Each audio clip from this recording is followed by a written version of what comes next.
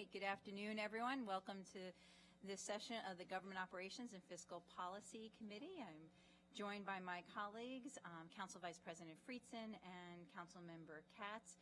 We do have one change to our agenda this afternoon. We're going to move our last item to our first item, and so we will take expedited Bill 2-23, Board of Investment Trustees membership amendments first, and we have Ms. Courtney Green with us, and I'll turn it over to her. Thank you, Chair, and good afternoon, Council members. As mentioned, today we will be discussing Expedited Bill 223.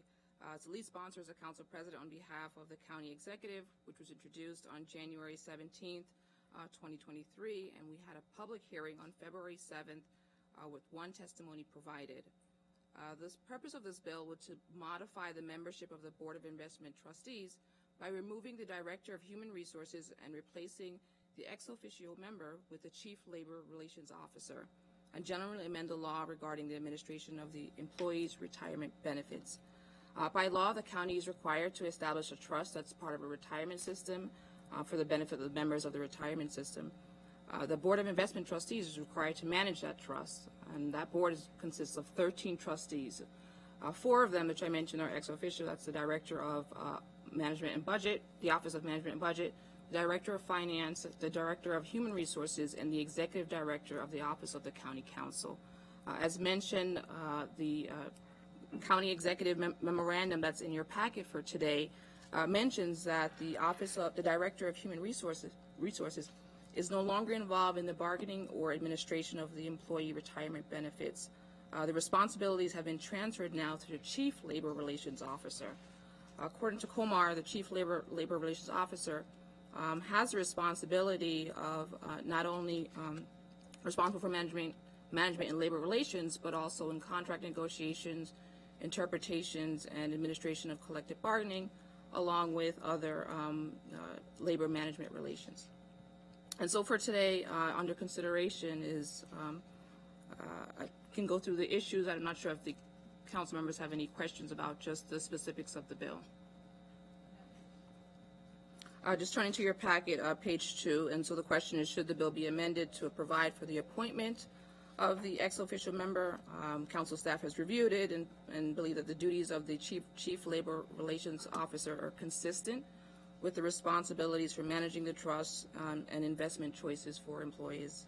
So with that said, there were no suggested amendments or technical changes concerning replacing and modifying the Board of Trustees appointment. Any comments or questions from my colleagues? Nope, seeing none. I think the committee is good with the staff recommendations, and thank you very much for your time today and your work on this. Thank you. All right, you're welcome. All right, so that's our first order of business down. Next now, we will turn to, thank you, yep, Technology Services, and we have 2 CIP amendments that we'll be discussing today. Thank you very much. Your work is very easy this afternoon. The first CIP amendment. Just Christian.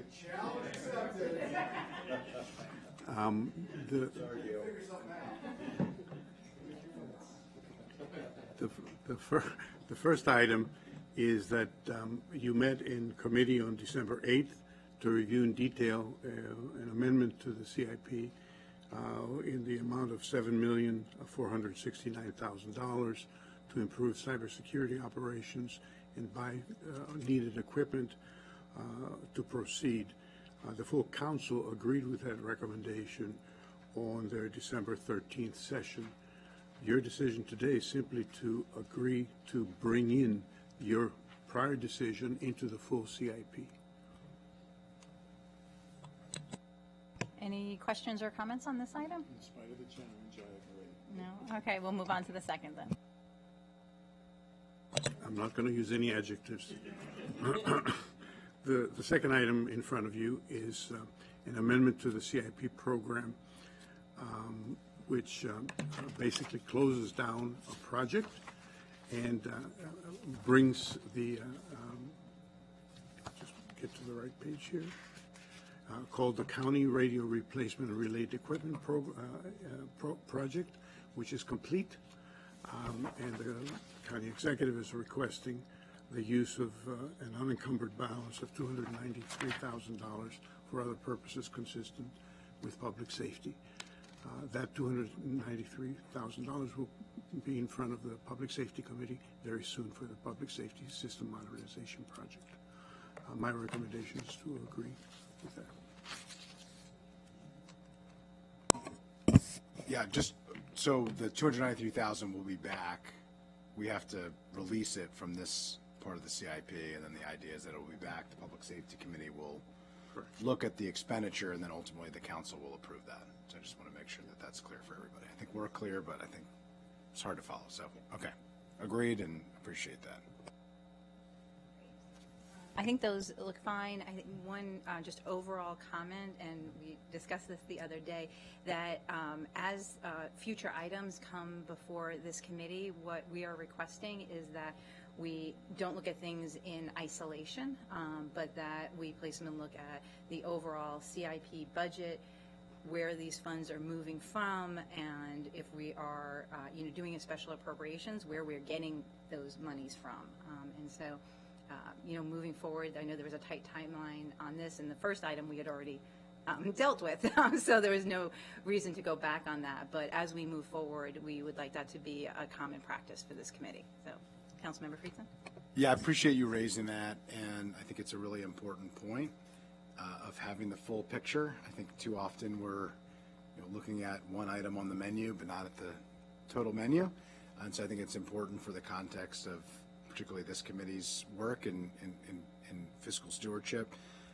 And I also think, related to these items, the long-term planning, really the first item more than the second item, but the planning in advance.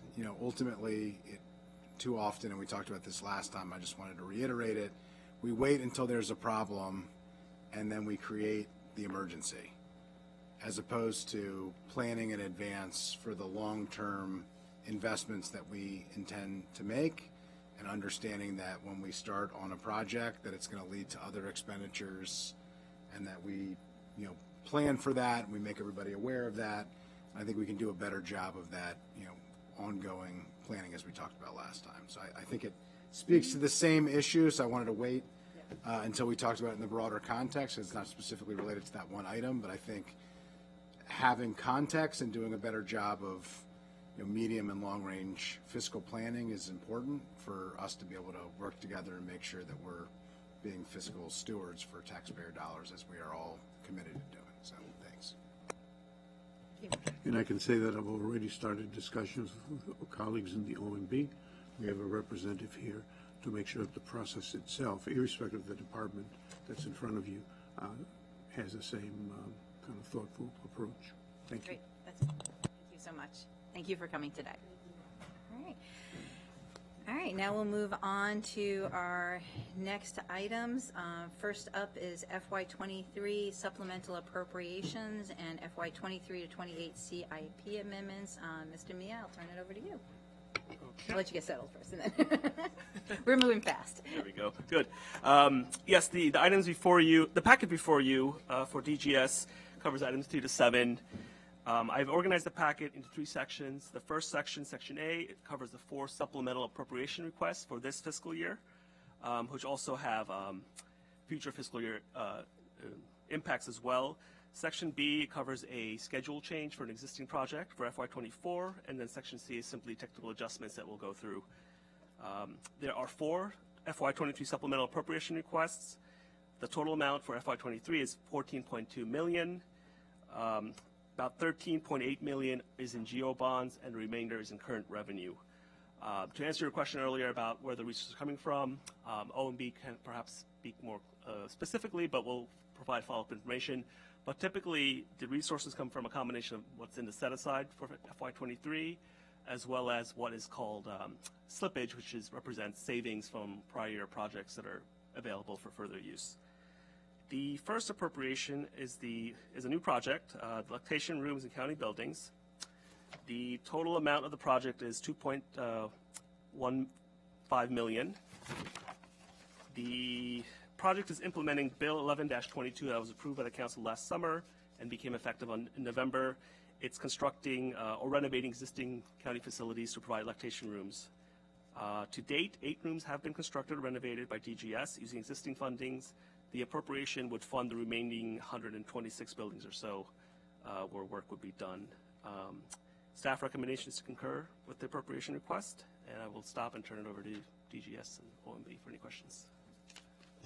Hi, David Dice, Director, Department of General Services, and I'm joined to my far left by Mr. Greg Boykin, who's Manager of our Facilities Management, Jamie Cook, who is my Chief Operating Officer, and Angela DeZellis, who's my budget and everything else. I am clearly not Greg Assant, so that's your disadvantage. But we have been on this from the very start, and the survey, as you see in the packet in front of you, is substantially complete. I think we've actually surveyed all of the buildings, so we know precisely what we need to do. As the legislation requires, we're doing the top 30 buildings, which are the most occupied buildings, first, and that work is frankly already underway. Most of this can be done utilizing existing space, which is then just coming in with a refrigerator, a table, soft, comfortable chair, and the like. Spaces in all the buildings have already been designated. A few of them will require more build out than that, so we know where those are. As this, in the packet, it says 58 buildings require minimum amount of work and the balance will require more work, but we're confident that we'll have all of this done well in advance of the legislation's requirement. This is really kind of a no-brainer. Thank you for that. I know Council Vice President Friedson would like to speak to this. Yeah, well, first of all, I'm glad it's now a no-brainer. I mean, there was a lot of work that went into us trying to collaborate and work together. I was really proud to have authored and sponsored Bill 1122 to be able to move us forward, which I think we all agree should have been a no-brainer many years earlier, to provide the appropriate facilities for our workforce and to make sure that everybody can balance their life and their work and be productive. And I just really appreciate the fact this is moving forward, that it's ahead of schedule, that the survey seems to be more or less complete, as we talked about, that 8 buildings are already moving forward, and that this will help us to achieve what is our objective, to be a place where working parents can work and can do so in a dignified way and have appropriate facilities that reflect that. So this is good news. I'm very excited about this one in particular, and I really appreciate all the work. I know it has been a significant undertaking. It was, yes. But it always seems impossible until it's done, as Nelson Well, I Mandela will, used to say. if I can, throw props to Greg Boykin and his team. They jumped on this right away. Our Office of Planning and Development also, with their knowledge of some of the facilities, helped create a grid, our Office of Real Estate. This was all, and I told them when we started, this is an all hands on deck, let's get this done effort, and Greg and his team did an exceptional job. They'll be the ones that are implementing this and have already begun. And then one last note, based on Mr. Friedson's comments, this is the type of facility we already build in our new facilities. So these are already planned. As we move forward, we continue to improve what we do. All buildings now come out of the envelope as net zero, include lactation spaces, restroom facilities for all individuals. So these are all continued changes we make in our programs. Well, appreciate that. It's a false choice that someone could be a good public servant or a good new parent. We should be able to provide opportunities for everybody to be both at the same time and do it in a dignified way. And this is helping us to move in that direction, and the county to lead by the power of our example. We want every employer to do this, and I think we should have done it earlier. Glad that we're doing it now, and appreciate all the work that has gone into it. I know it has not been an easy undertaking, but I think it's really important, and I've heard a lot of positive feedback from our workforce, from those who are in some of these buildings and have benefited from it, and their teams that have benefited from it, because it's not just about those who utilize these facilities, it's about all of the teams and all of the work that they're doing that's better as a result of it. So I appreciate that. Yes, I just want to say thank you to Council Vice President Friedson for moving this forward and for all your speedy, excellent work. As somebody who has a lot of embarrassing stories from when my children were young and going back to the workplace, I'm glad that my colleagues moving forward will not experience that. So thank you so much for that work. So hearing none, I would say that the committee concurs with the staff's recommendations on this one. Great. The second supplemental item is for the resurfacing of the parking lots project. The executives is recommending or requesting $125,000 in FY23 to modify an existing parking lot at the former Hillendale Elementary School in Silver Spring. This is to accommodate a cold storage unit that is being purchased with state funds by the county's nonprofit partners in the East County, including the East County Hub. The unit will allow storage of spoilable foods, dairy products, meat, in order to increase availability of food to those seeking food assistance. Staff is recommending approval of the project. Great. Any comments or questions on this one? No? I think we can concur with the staff's recommendations and move forward. Okay. Item number 3 is requesting $1.3 million in FY23 as well as $2.6 million in FY24. This would be to purchase, install, and outfit a new HVAC system in the executive office building. The building itself is over 40 years old, and the existing HVAC equipment is approaching the end of its life. The FY23 funds would be used to order the equipment itself. 24 funds would be used to install it. Staff is recommending concurring with the CE. If I may, I want to be very clear about what we're doing here. This is not, in fact, to replace the entire HVAC system in the EOB, nor with the next item, those of the JC or the 4th District Police Station. These are to replace the chiller system of the building. The systems involved are far more comprehensive if we're talking about the whole system. Now we're talking in the tens of millions of dollars. But this is, we've already had problems, and Greg, if you'd like, can elaborate on this. But the chiller is what manages both the heating and cooling. When people think chiller, they think cooling, but it's really the whole, and it's not just a single unit. There's a lot of componentry. The units at the EOB are not only at their useful life, they're well beyond. And it's at the point now, we had a failure a year ago. Yes. If the system fails again, because of the age and unavailability of parts, and when I say unavailability of parts, they just aren't around, we'd have to close the EOB, and we'd have to close the Judicial Center, and we'd have to close the 4th District Police Station. And obviously we can't do that. So what we're doing is advanced purchasing the system, and once it takes about over a year nowadays. Used to be you measure these things in weeks and months. It's now well over a year to get the system. So we want to have that, and then that's what the first tranche of money is now, and then the installation cost is the FY24 funds. So this is, love to be able to say you've got an option, but in your expert's opinion, there is no option. So actually, piggybacking on what Councilmember Friedson mentioned before, and we understand sometimes in budgets things get cut, but how did we end up here? Is that what you question? Okay. Appreciate you taking There's the last time I saw a deferred maintenance report for the county was over 10 years ago, and it was in excess of $60 million. We have now just finalized the purchase of a software system, and that enables us. We've already done an inventory of all the componentry in all the facilities around the county.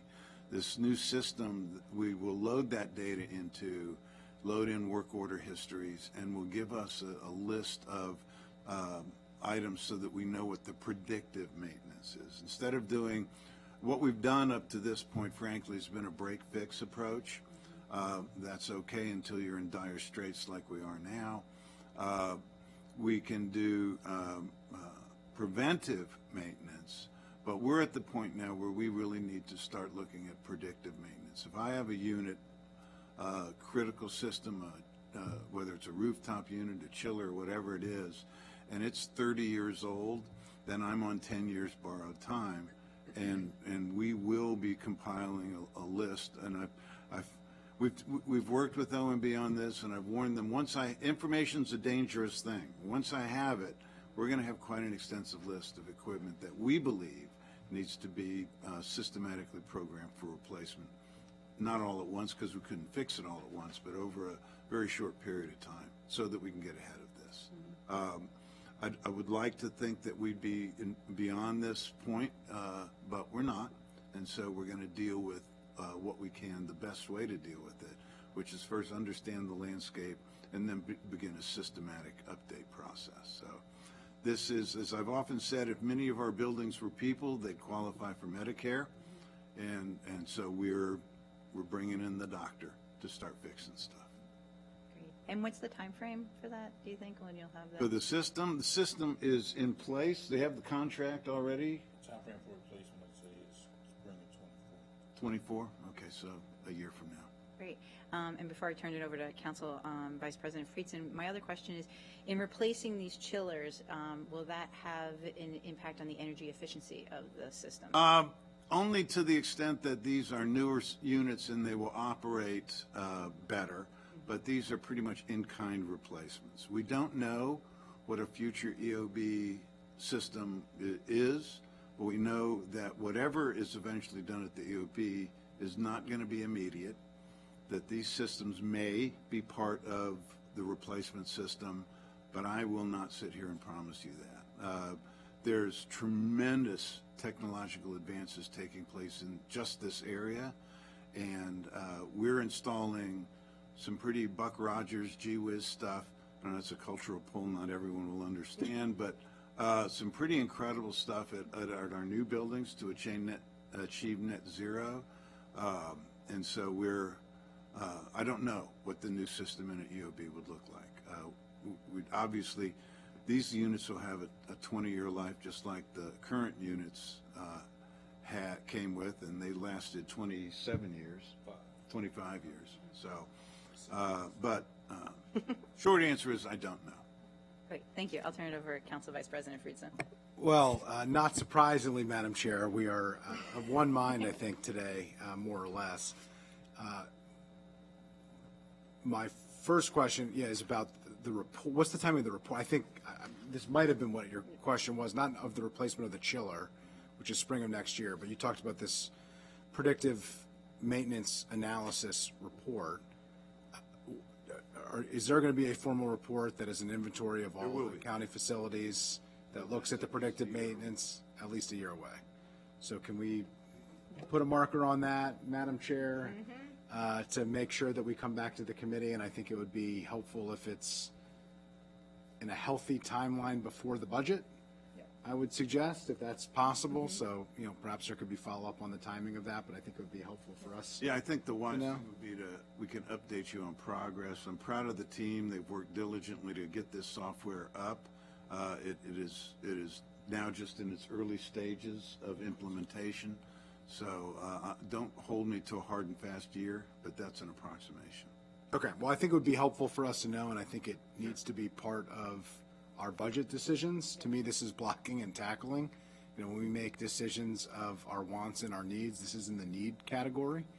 And unfortunately, it feels like this is happening at the end, where it's, if we, feel like there's money left over, maybe we'll do some maintenance to keep our buildings functioning, as opposed to starting out with, we need to make sure our buildings are standing, and we're taking care of them, which should be, in the beginning of the budget, process, as we, set it up, what are our assets, what are their ages, how is, all of our systems functioning? How do we keep them functioning?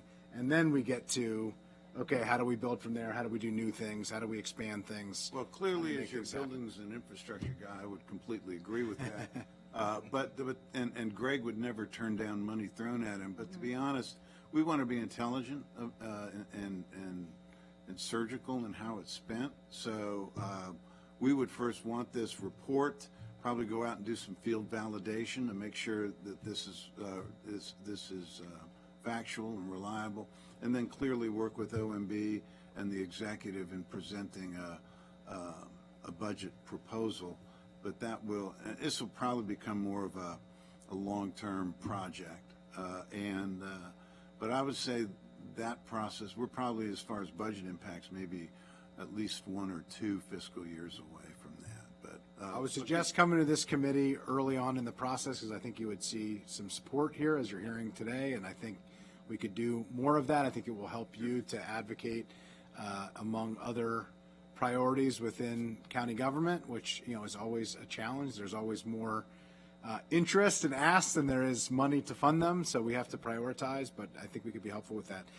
The second part of my question very much relates to what the chair was talking about, and I think it relates to this as well, but I'm a little surprised about the answer to the question, that the chiller replacing is basically a same same type of chiller. It's just slightly more efficient because the same model 25 years later is going to be a slightly better, more efficient model. So, I'd like to hear a little bit more about the thinking behind that. I'm a little bit disappointed to hear that, it seemed like the packet suggested this would be able to be used for a potentially substantially renovated executive office building. What I'm hearing today is maybe it will and maybe it won't, which is a disconnect, and I think a problem, at least from my perspective. And I think it speaks to the planning side of things, which is always hard to do, but I think is important in terms of being careful stewards of taxpayer dollars. And then I'm a little concerned as well, and just was curious. I understand that this chiller, from an energy efficient standpoint, is better both because it will function better, because newer is more efficient than older, it functions better, but also because the technology is slightly better. So if you compare it to what we put in place 25 years ago, it's an improvement. That's fine, but I think the better question to me would be, how does this relate to our building energy performance standards, our net zero goals? 10 years from now, is this going to be an appropriate technology within a building, given all of our other goals in terms of reducing the consumption in county-owned buildings, in terms of the building energy performance standards, some of the other requirements that we are putting on ourselves and on private buildings? I mean, how does this relate to that? Well, I think the statement you just made a few seconds ago is really the question. What will be the system that we replace 10 years from now when we're replacing a system? There's way too many advances in technologies. The EOB's 50-year-old building, 50 plus years, and it's what we're envisioning right now in our looks at turning the EOB into an energy efficient BEPS standard meeting building is a full gut. And so whatever system. So when would you expect, what do you anticipate the timing of that decision to be? Well, that's an executive and CIP capacity question, because it's a lot of money. And so in fitting it within the existing CIP, you're probably talking 10 years out.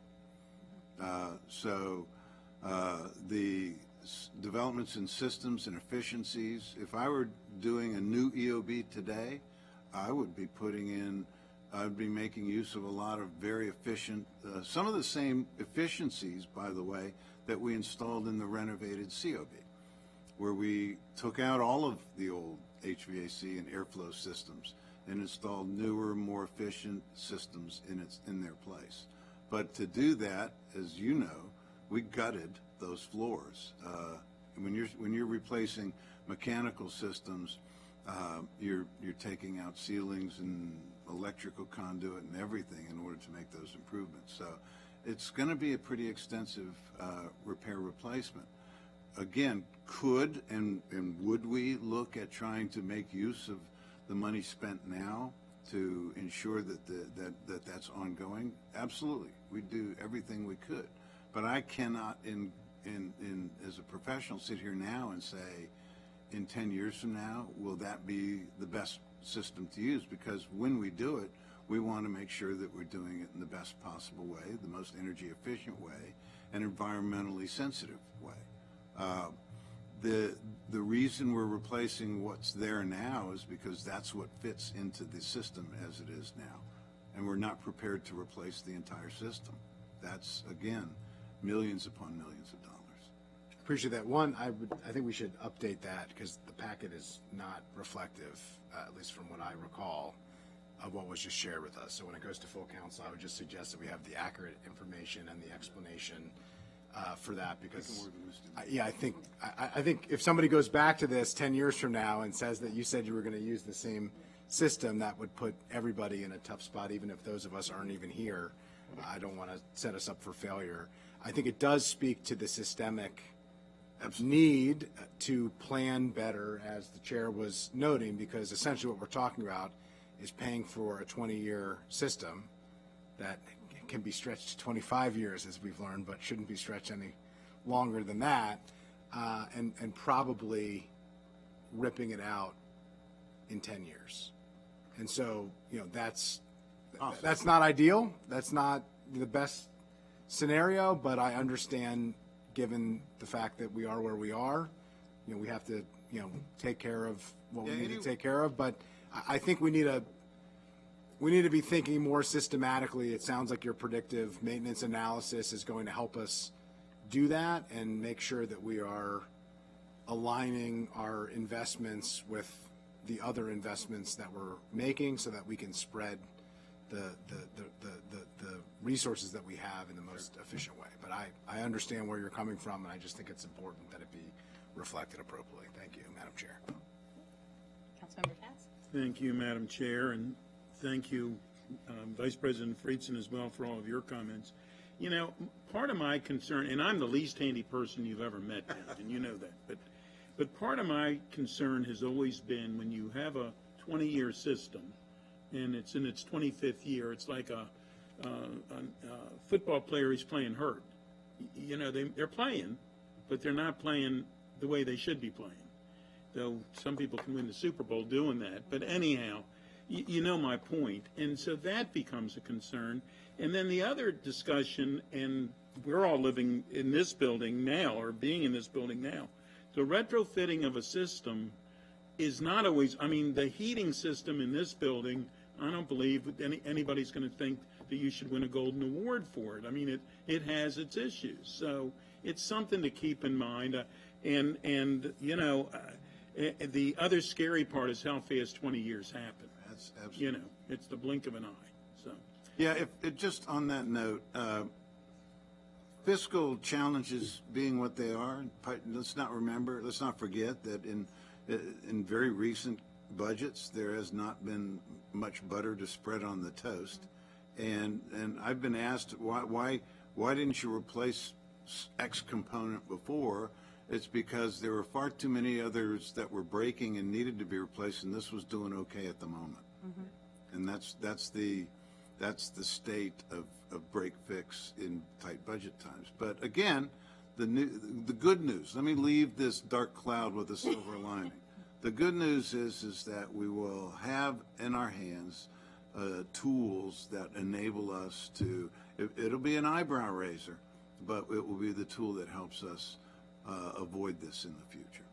Thank you. Thanks. Actually, while we're having this conversation, not to get too far from this, do we have an equipment reserve fund in the county? No.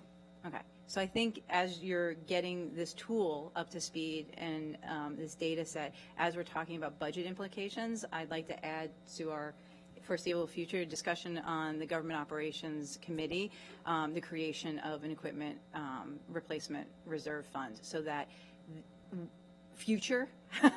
In the future, we're not, having these types of things come up, but we have a schedule, which we can, visit. It doesn't mean you just replace things for the sake of replacing things if they're there, but it does alert you that we should be setting aside certain amount of funds every year to make sure that we are maintaining our equipment in our buildings. and Which stuff. this system will help us do. Yeah.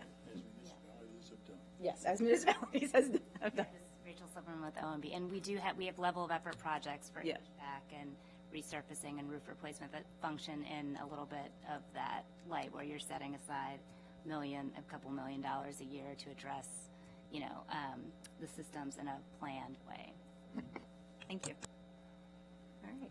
Yeah, I think having it in a comprehensive and clear way and having a plan that goes along with it, I think that's part of the missing link. And so I think your predictive maintenance analysis will help us do that. I also want to note, and I appreciate where you're coming from, there's not enough butter to go around on the toast, but the budget has increased every year by a lot. And when I first when Councilmember Katz first came to the council, it was much smaller. When I first came here, we were talking about a $5.7 billion budget. And, I'm assuming that the county executive is going to send us over about a $6.5 billion budget this year. So, we've gone up $800 million. This is not nothing.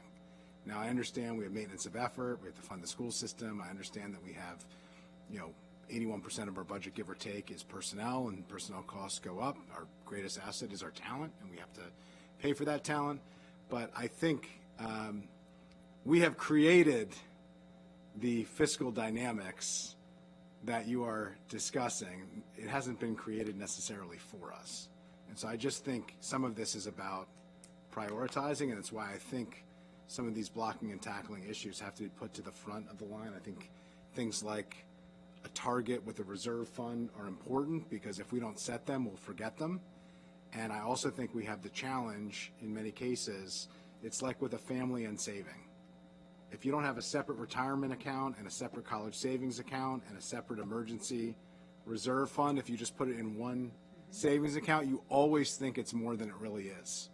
Because then you start breaking it down for how many children you have, how much college costs, how much 3 or 4 or 5 months, without a paycheck is, et cetera, et cetera, et cetera, how much a medical expense emergency is going to be, how much a sick parent is going to cost you.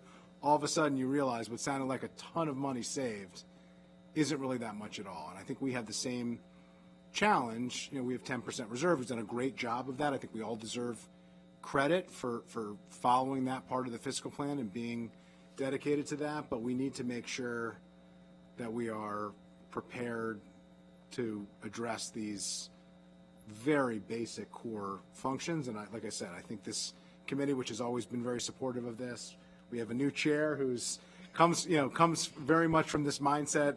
I think that will certainly continue, and I hope that we can work together to come up with a more systemic and a less emergency, you don't have a choice, we have to do this dynamic, which is needed but not ideal in terms of our fiscal decisions and in terms of our maintenance decisions, which I think we all can agree we'd prefer something that was a little bit more methodical and more comprehensive. Awesome. Well, that was a deeper conversation than I thought we would have about the EOB HVAC renovation, but I think the bottom line is the committee concurs with the staff recommendation, and I don't know if there is I guess we should probably look at number 4, the HVAC and electric replacement MCG. Same issues. Same issue, yeah. Okay, are we good with that? Yep, yeah. We're good with that. So that takes care of all those supplementals, and then we have Section B. Yep, Section B, just one project, the MCPS Bus Depot Relocation CIP. The executive is recommending $250,000 in FY24 to fund ongoing staff charges and planning work to identify a future site for the bus depot. Last year, the council had removed funding that had at the time recommended the Seven Locks Depot site, so that plan has been reversed, and we're now looking for alternative sites. And the staff recommendation is to concur with that recommendation from the CE. this has been, Dave Dice had hair. I'm telling you, that's how long this thing has been going on. And we need to find a solution. Everybody can agree that we need to find a solution. Everybody has worked to try to find a solution. It was, what is now the bus depot, was for school bus depot, was in my district up until last term, and we need to find it for Montgomery County. One of the toughest things that we've, and I can tell you, I've looked at sites that, just driving and figure out, what, and then what doesn't work. So anyhow, thank you. We need to do it. Thanks. Can I just understand, what's the $250,000 going to pay for? I'm glad you asked that. Okay. Good. Because it's evidence in support of precisely what Councilmember Cass just said. It is an ongoing, I'm not going to say never-ending because it would just be too depressing.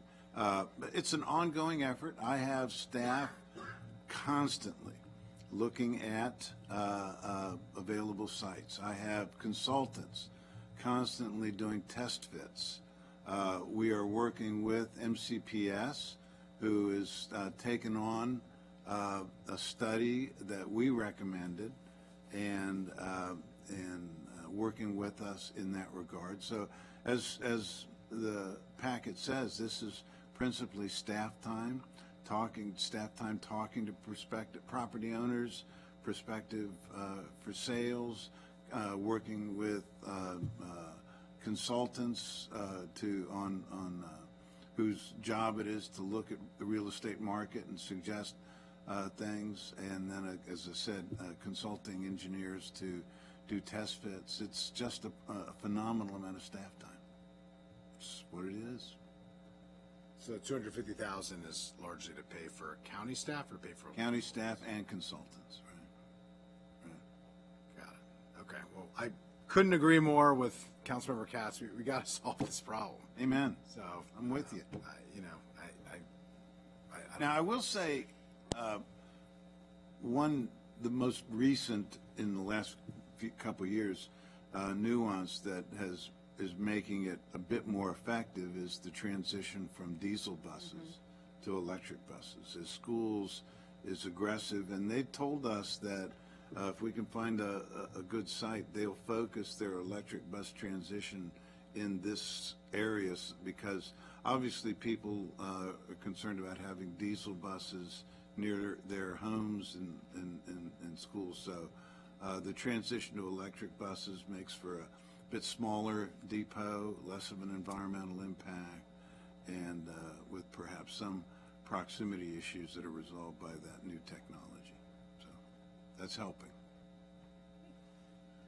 All right, I'm not seeing any objections. Council committee concurs with staff recommendation on this, and so now we're on to the last section. Just going back a little bit, I did forget to mention that there's $1.2 million in GO bonds that were removed from the project to recognize as savings, which helps pay for supplemental appropriations. Of course, it's a savings until we need more money, so there's that. But that is accurate. Savings until we spend it. Okay, last section, projects with technical adjustments. Again, these are similar to what I just said. These are previous appropriations for the project that have been reduced, is being recommended for reduction as savings, which can then be used for other needs in the CIP. The first project is the Americans with Disabilities Act compliance CIP. The CE is recommending a technical adjustment to reflect prior year cost savings of $1.5 million in GO bonds, which reduces the total cost of the project. The savings is due to delays in project implementation due to supply chain constraints, so essentially projects are not being implemented because they're delayed, and that creates a savings. Staff is recommending concurring with the CE on that project. Any questions? No, we're good. The next one is Energy Conservation, MCG. There's two adjustments being made here. One is recognizing a $975,000 in utility incentives that the council had appropriated in September of last year. These are incentives related to implementation of electrical or projects that result in electrical usage savings. So That is simply recognizing that supplemental, and then there is a savings of $100,000 in GO bonds as well from a prior year. I think we're good with that one? Okay. Next one is the energy systems modernization. This one is recognizing a transfer of $339,000 in GO bonds to the HVAC electrical replacement level of effort project. That is simply cost saving in the energy systems project being transferred to where it's needed. Looks like we're good with that one too? Okay. And the last one is the facility planning MCG CIP. This has no cost impact or savings impact. It's simply adjusting the scope of the current project. It's removing the future transit depot studies, which are now being funded through a separate CIP program, and adding a county space planning studies to identify basically the best usage of county space, both leased and owned, and ultimately hoping to reduce the use of leased space and thus create savings. So that is being added to the scope of this project. And staff is recommending approval of that one. Looks good on that one too. And that should be it. Great. Thank you all. And I think that my last comment is going to be the same as my last comment on when we did the technical services. And I very much appreciate folks from OMB coming over today. But I think, this is a change of $14.2 million. And what would be helpful as we move forward again is to be able to put this more into overall context for this committee and then for our colleagues as well. So happy to work with the different teams here to figure out the best way to present that information and to keep track of it. But in the future, that would be terrific to have. So I just want to thank you again, and I appreciate the robust discussion on looking at the future. Definitely. Thank you very much. We are done for the committee work today. Thank you.